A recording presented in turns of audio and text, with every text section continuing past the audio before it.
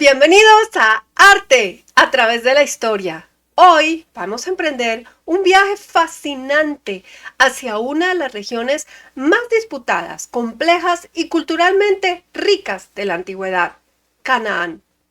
Cuando pensamos en el arte antiguo, solemos mirar hacia las grandes moles monumentales de Egipto, pero hoy cruzaremos el pasillo sirio-palestino, ese cruce de caminos entre el Mediterráneo y el río Jordán que los antiguos babilonios llamaron Amur, una tierra de paso donde imperios como el egipcio, el hitita y el asirio chocaron constantemente. Aquí, el arte no buscó la escala monumental de los faraones, se volcó en la orfebrería exquisita, en los marfiles tallados, en la cerámica delicada y sobre todo en el comercio y en ideas que transformarían el mundo, como la invención del alfabeto. Prepárense porque hoy navegaremos con los fenicios y caminaremos por las murallas de las antiguas ciudades cananeas. Comenzamos nuestro viaje en el tiempo. ¡Vámonos!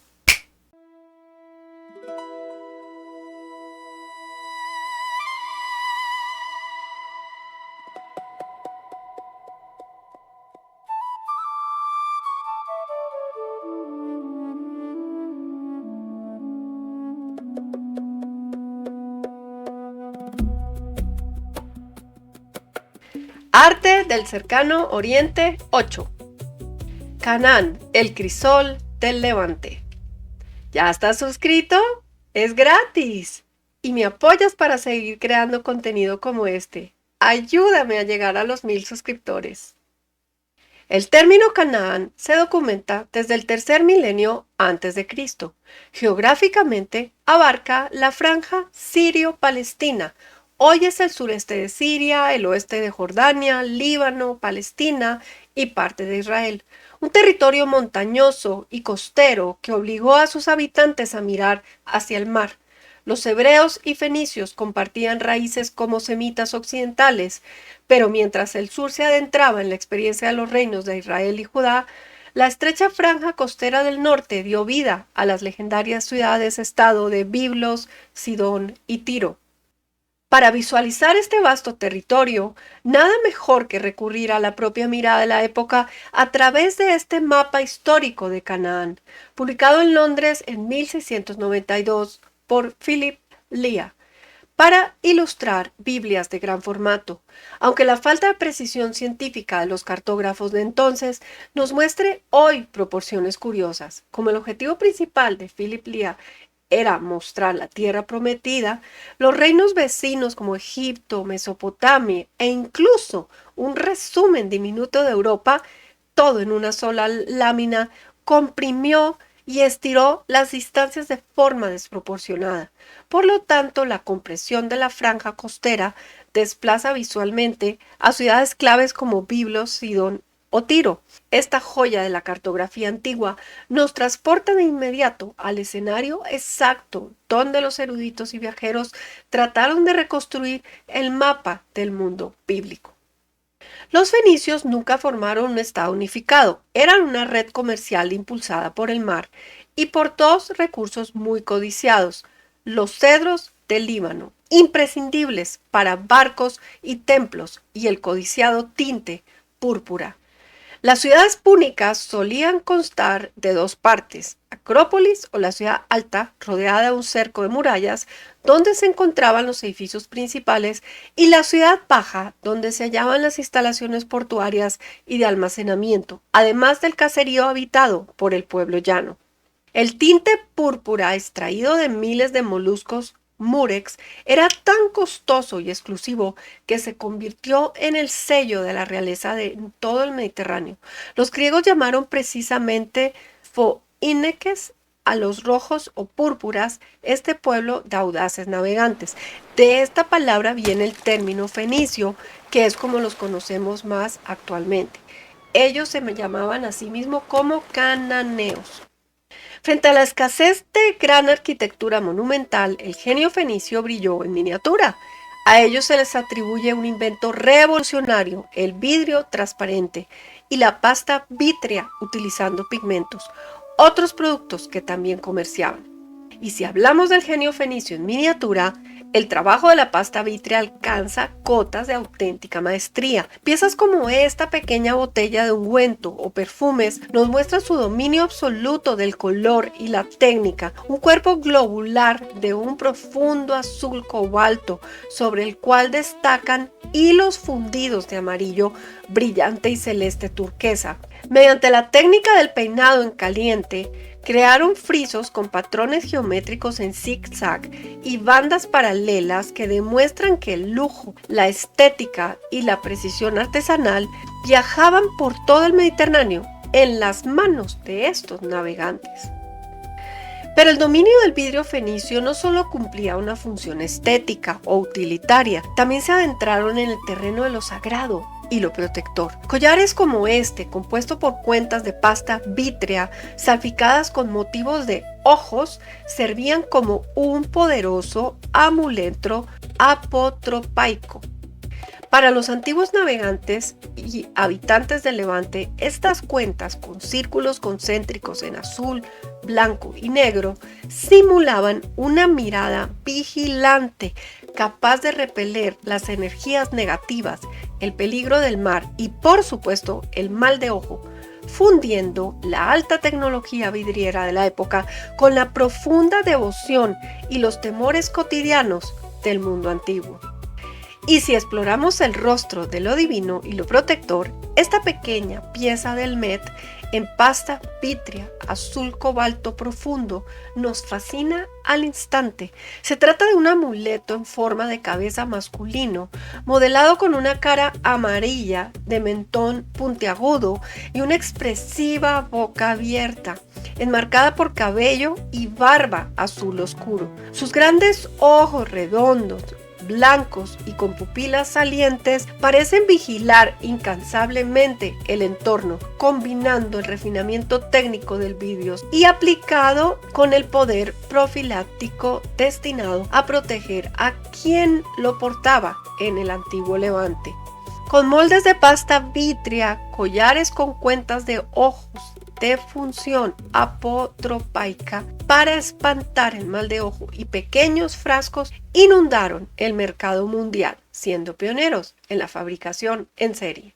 Junto a la pasta vítrea en la joyería destacaron otros materiales, como vemos en este collar encontrado en las necrópolis de Cádiz, compuesto por 12 cuentas de oro y 20 de coralina que se alternan. Tienen diversas formas, esféricas, cilíndricas y de uso. En el centro cuelga un medallón de 12 pétalos inscrita en 2 círculos concéntricos de oro esmaltado. También cuelgan otros 2 colgantes de oro, uno con forma de ánfora y el otro con forma de cabeza de carnero. Su arte es profundamente ecléctico, asimilando influencias egipcias, asirias y griegas. Un claro ejemplo son sus sarcófagos de mármol o piedra, como el del rey Aihiram de Biblos del siglo XIII a.C., sostenido por leones. En el borde y la tapa del sarcófago se encuentra una inscripción de 38 palabras. Está escrito en el antiguo dialecto fenicio de Biblos y es el más antiguo testimonio del alfabeto fenicio de gran longitud descubierto hasta la fecha. La escena principal del lateral representa a un rey sentado en un trono tallado con esfinges aladas, una sacerdotisa y a continuación en una procesión mujeres le llevan tributos para su banquete fúnebre. La sacerdotisa le ofrece una flor del loto. Los frutos simbólicos como el loto eran ofrendas y cetros vegetales asociados a las divinidades de la vegetación y la ultratumba. Sostenerlos en la mano reafirma la autoridad sagrada del monarca incluso después de la muerte. La representación de las figuras y el diseño del trono y la mesa muestran fuertes influencias asirias. En el frontal, las plañideras oficiales que no faltaban en ningún sepelio de alto rango.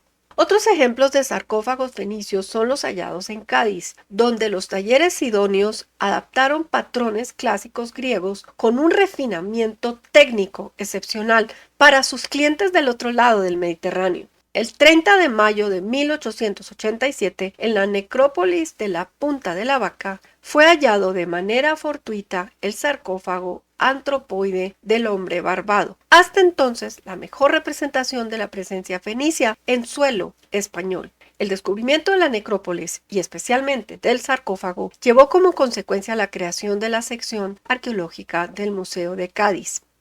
Está formado por dos piezas de mármol blanco, la caja y la tapa, en la cual está labrada la figura de un hombre yacente con peinado y barba rizada y simétrica, el brazo izquierdo recogido sobre el pecho y algo que parece un corazón en la mano.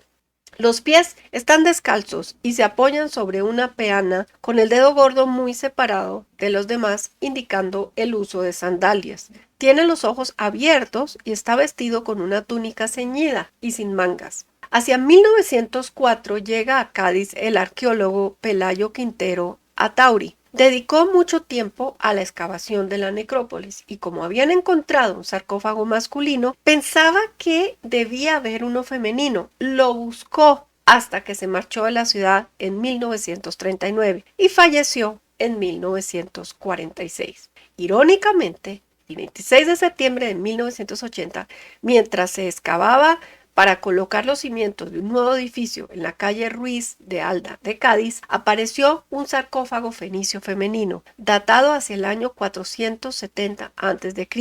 El lugar donde se excavó para construir el edificio era el solar donde había sido el chalet del propio arqueólogo Pelayo Quintero. La dama de Cádiz representa a una mujer joven de serena belleza, excepcionalmente tallada sobre el mármol, con un peinado de bucles que aún conserva restos de pintura. Tiene un pomo de perfume en su mano.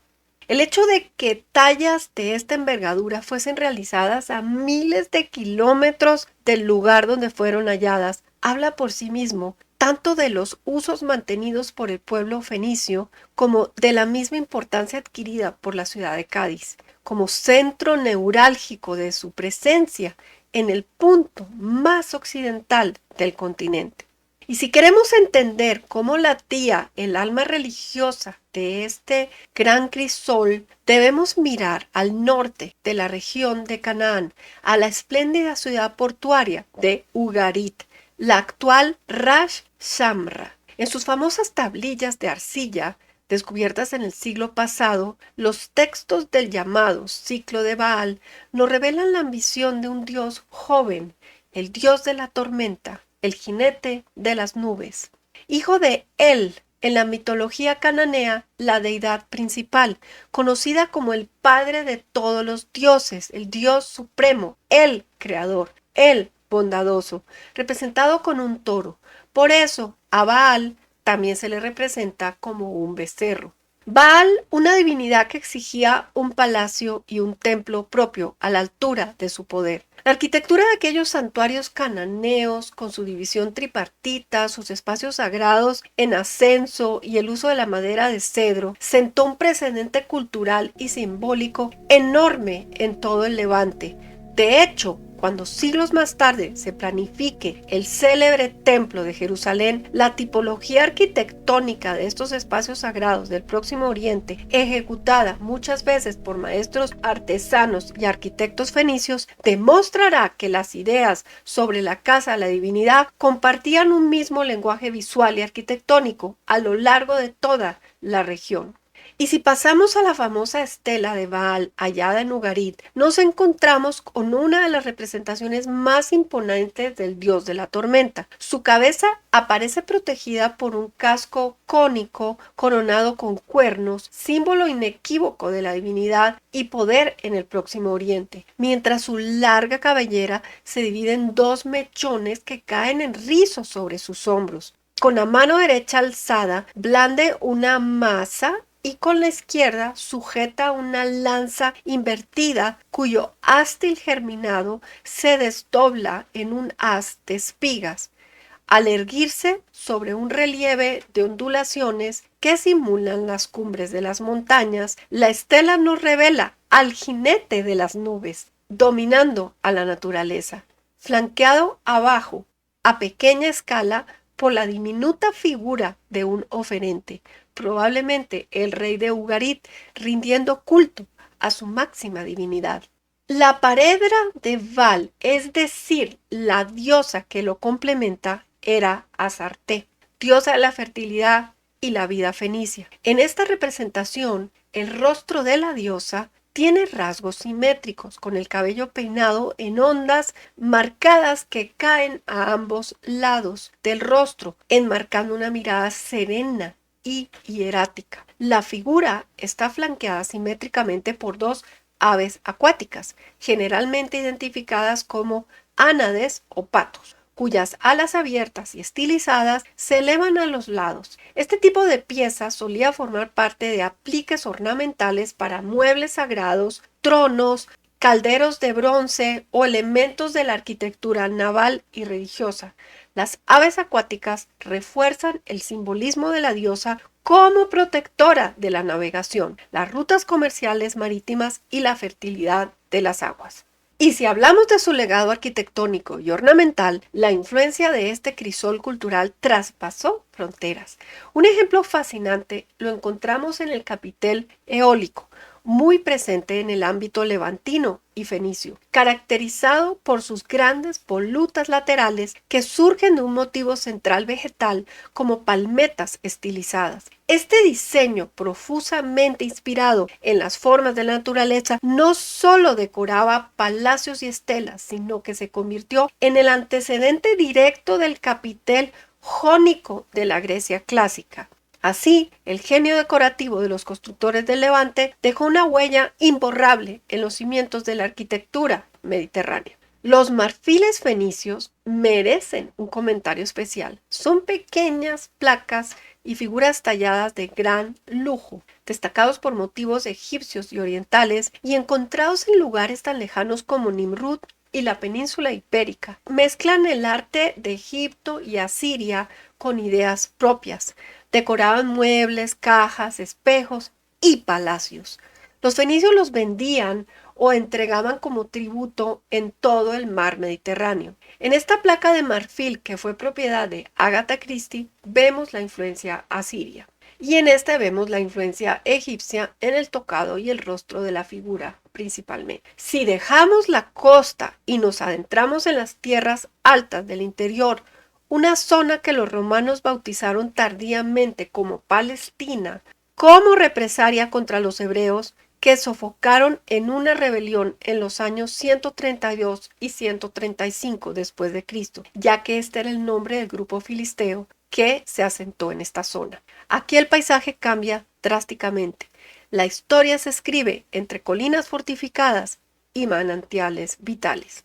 Las ciudades más antiguas cananeas amuralladas se establecieron en colinas próximas a las principales rutas de tráfico y junto a manantiales que aseguraban su abastecimiento de agua. Así nacieron Jericó, Ofel, que después se llamaría Jerusalén, Azor, etc. En el Valle del Jordán, Jericó nos recuerda que estamos ante una de las ciudades habitadas más antiguas del mundo. Sus robustas murallas de piedra y adobe no solo defendían el agua y los cultivos, sino que atestiguan el pulso de una región sacudida por migraciones continuas desde los primeros semitas hasta la llegada de las tribus hebreas. Famosa por el relato de las murallas que cayeron tras el asedio de Josué y por los pasajes del Nuevo Testamento como Zaqueo y el ciego Bartimeo. Pero para entender el pulso artístico y cultural de este territorio, debemos mirar uno de los procesos más complejos de la antigüedad, la llegada de las tribus hebreas a una tierra que ya estaba densamente habitada por los cananeos. La famosa narrativa de la tierra prometida no fue una conquista rápida y fulminante como a veces se ha pensado, sino un largo y tenso proceso de infiltración y desplazamientos y asimilación cultural a lo largo de los siglos XIII y XII antes de Cristo. Mientras los cananeos controlaban las fértiles llanuras y las ricas ciudades-estado amuralladas, centros de comercio y culto cosmopolita, los recién llegados hebreos comenzaron a asentarse inicialmente en las tierras altas centrales menos pobladas y más difíciles de cultivar. Para sobrevivir tuvieron que talar bosques, construir terrazas de cultivo e inventar un nuevo hábitat rural de aldeas de piedra sin murallas, como revelan los restos arqueológicos de pequeños poblados de la Edad de Hierro I. ¿Cómo se fueron imponiendo? Más que una aniquilación total, fue un proceso de tensiones y lenta separación identitaria. Las tradiciones bíblicas relatan las fricciones constantes con las ciudades cananeas y con los recién llegados filisteos, procedentes de estos pueblos del mar y dotados de una refinada cultura egea y una temible tecnología de hierro. Sin embargo, a nivel material, los primeros israelitas compartían muchas similitudes con la cultura cananea circundante. La cerámica, las formas de las viviendas y hasta la lengua descendían de una misma raíz semita occidental. La gran ruptura que los definiría no fue estética al principio, sino religiosa y social. Tradicionalmente retratados en los textos bíblicos como rudos enemigos de Israel, la arqueología nos ha revelado una cara fascinante de los filisteos, procedentes de los pueblos del mar, con raíces egeas. Trajeron una cerámica delicada y bicolor, costumbres singulares y una vida sofisticada urbana, tal como se aprecia en los hallazgos de ciudades como Asdod. Y si profundizamos en esta sofisticación urbana de los filisteos, más allá de los tópicos bíblicos, la arqueología nos depara sorpresas fascinantes que van directamente a la mesa. Mediante el análisis de residuos en piezas cerámicas como este característico aguamandil bicromo, los científicos han logrado aislar algunas cepas de levadura con miles de años de antigüedad. A partir de estos descubrimientos, se ha conseguido recrear la histórica cerveza y el aguamiel filisteo, una bebida ligera y refrescante con un toque distintivo a manzana, que demuestra que su cultura material y sus banquetes respondían a una alta refinación culinaria y social propia de las grandes urbes del Mediterráneo oriental. Pero los filisteos no estaban solos en el escenario geopolítico. Al este del Jordán, las tribus de Israel se encontraron rodeadas por un mosaico de pequeños pero tenaces reinos vecinos: Moab, Edom y Amón. Estas naciones compartieron territorio, alianzas inestables y una fricción constante con las potencias de la región. Mientras Amón defendía estratégicamente sus colinas, Moab dependía de una agricultura sometida muchas veces al pago de tributos bajo las sombras de imperios mayores como Egipto y después lo que sería Israel. Y Edom prosperaba al sur, basando su economía en la extracción de minerales y una ingeniosa adaptación al entorno, cuyo testimonio posterior hallaríamos en la mítica Petra, un vecindario complejo de fricciones y conquistas graduales que conformó el verdadero tablero político donde se forjó la historia de Israel. Un testimonio inigualable de estas tensiones lo aporta la famosa estela de Mesha, o la llamada piedra moabita, erigida hacia el 840 a.C. por el propio rey de Moab. Escrita en lengua moabita y alfabeto fenicio, esta piedra de basalto negro conmemora su exitosa revuelta e independencia frente a la dinastía de Omri de Israel. Lo fascinante de este hallazgo es que no solo dialoga directamente con los relatos de los libros bíblicos sobre estas guerras prolongadas, sino que contiene una de las menciones más antiguas del Tetragrámaton, el nombre sagrado de Dios, convirtiéndose en un espejo arqueológico excepcional de los conflictos políticos y religiosos de la región. Con el tiempo, la necesidad de defenderse de enemigos comunes como los filisteos y los moabitas obligó a estas tribus dispersas a unirse bajo una estructura estatal centralizada. Así nacieron hacia el siglo X a.C. los reinos de Israel al norte, con capital primero en Siquem y luego en Samaria, y Judá al sur, centrada en las colinas áridas alrededor de Jerusalén. Bajo el impulso de la monarquía unificada de David y Salomón, Jerusalén se convirtió en el corazón espiritual y político del reino de Judá. El templo de Jerusalén, mandado construir por Salomón, fue la obra cumbre de la arquitectura local. ¿Y quiénes ejecutaron semejante proeza? Irónicamente, artistas y arquitectos fenicios enviados por el propio Hiram de Tiro. Imaginemos ese espacio, las icónicas columnas exentas llamadas Joaquín y Boaz, flanqueando la entrada, la piedra dorada de Judea, los cedros del Líbano chapados en oro en el Debir, el lugar santísimo donde reposaba el arca de la alianza. Y a diferencia de sus vecinos, la tradición hebrea se caracterizó por un fuerte aniconismo, una fe sin imágenes de culto corpóreo para representar a su divinidad. Si hay un sitio en esta región que resume la fusión artística de Canaán, ese es Megido, el sitio bíblico asociado con el Armagedón. En las excavaciones de su estrato de la Edad de Bronce tardío, los arqueólogos descubrieron en una cámara subterránea conocida como El Tesoro una colección impresionante de placas de marfil y objetos que documentan el desarrollo de la ciudad y su cultura. Esta delicada cabeza de marfil junto a una pareja estaban unidas a una caja de cosméticos. Una clavija insertada detrás de una de las cabezas funcionaba como bisagra para una tapa plana. Una clavija detrás de la otra servía para cerrar la tapa. Las cabezas demuestran rasgos de influencia egipcia en sus mechones de cabello muy rizados, característicos de la diosa egipcia Hathor. Esta placa de marfil lleva la figura de un grifo reclinado, una criatura compuesta con cuerpo de león, cabeza y alas de ave. Este motivo está tomado del arte de los micénicos, pero no se sabe si el objeto en sí fue fabricado por un artesano micénico establecido en Asiria, por un tallador de marfil local que imitaba prototipos micénicos, o si fue importado directamente de Grecia. Entre los marfiles de Megido se encuentran dos tipos de tableros de juego, uno para el juego de 58 hoyos y otro para el juego de 20 casillas. Este es el tipo de los 4 tableros de juego de formas similares para el juego de 58 hoyos.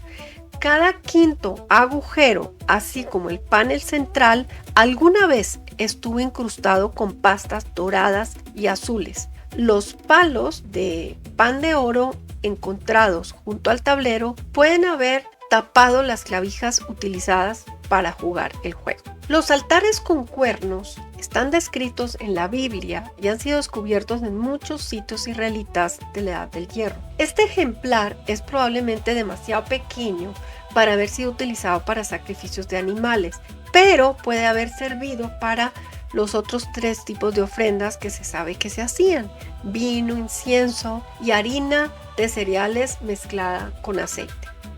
Este anillo probablemente se utilizaba como recipiente para libaciones durante ceremonias religiosas en la antigua Palestina. Consiste en un anillo hueco de arcilla con accesorios huecos de arcilla en forma de cabeza de gacela, 2 frascos, 2 granadas, 2 palomas y una taza en el centro. Las palomas, cuyas cabezas han sido restauradas, beben de la copa. Falta un 8º accesorio que se rompió en la antigüedad. La granada, la gacela y las palomas sugieren que este anillo estaba asociado a un culto a la fertilidad. Se habría vertido vino o agua en la copa y se habría hecho circular a través de los demás objetos adheridos al anillo, simbolizando así la fertilidad de la tierra y sus productos. Los anillos de Kernos son bastante comunes en Palestina, aunque pocos son tan elaborados o están tan bien conservados como este. Esta estatuilla de un dios pudo haber sido la figura de culto del templo cananeo, en cuyas ruinas fue encontrada. Fundido en bronce y cubierto con pan de oro, es un ídolo del tipo prohibido por los profetas hebreos posteriores. La identidad de esta deidad barbuda y entronizada es incierta, pero lo más probable es que sea él, el dios principal del panteón y padre de los demás dioses. Estas piezas demuestran que en los talleres cananeos los artesanos locales tomaban prestados el lenguaje de Egipto, del Egeo y de los hititas, fundiéndolo en un estilo propio y suntuoso destinado al lujo de las élites. El fascinante mundo de Canaán terminó transformándose bajo el peso de los grandes imperios, los asirios, los babilonios de Nabucodonosor, quien destruyó el primer templo de Jerusalén en el 587 a.C., y más tarde persas, griegos y romanos. El arte cananeo y fenicio rara vez buscó la grandilocuencia de los colosos de piedra. Su grandeza residió en la maestría técnica de lo pequeño, en el brillo de un frasco de pasta vítrea, en el reflejo tornasolado de una tela teñida con púrpura, en la delicadeza de un marfil tallado y en la democratización de la escritura a través de su alfabeto que germinaría en las letras que hoy utilizamos. Si te gustó este viaje, dame un like y suscríbete para que no te pierdas ninguno de los próximos episodios. Pero la historia de los imperios en el Próximo Oriente Antiguo no se detiene. Tras la sombra de estos reinos del Levante, una nueva y formidable potencia militar comenzó a rugir en el norte de Mesopotamia. Una maquinaria de guerra dispuesta a devorar todo a su paso. En nuestro próximo capítulo, el arte y el poder se darán la mano bajo la sombra de los asirios. Nos vemos en el próximo viaje. ¡Hasta pronto!